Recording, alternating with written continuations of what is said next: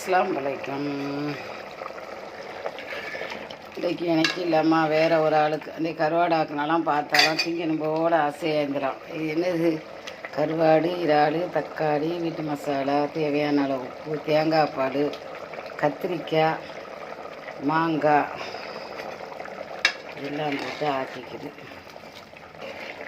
பாருங்கள், கேஸு முடிஞ்சிட்டுமா. அதே சின்ன கேஸில் வச்சேன். டக்குண்டு கவனக்குறவாக இந்திக்கிறேன்.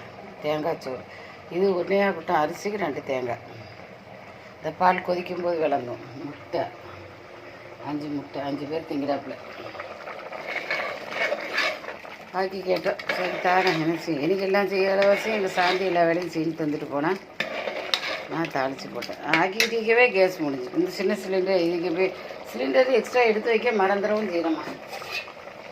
பெரிய கஷ்டம். ஆக்குனாப்புல முடிஞ்ச ஆக்கிட்டிக்கவே வேலை இதுண்ட ஒன்றும் ஓடாது. சீலா கருவாடு வெக்க அடிக்குது. கொஞ்சம் நாட்டி எடுக்கிறேன்.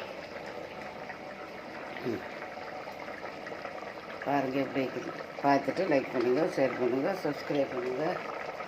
ஒரு மாம்பழமாக ஒரு கொடுத்து விடுங்க சாப்பிட்றதுக்கு. மாம்பழமாக ஒரு கொடுத்துருங்க. சரி, பார்த்துட்டு லைக் பண்ணுங்கள், ஷேர் பண்ணுங்கள், சப்ஸ்கிரைப் பண்ணுங்கள். அஸ்ஸலாமு அலைக்கும்.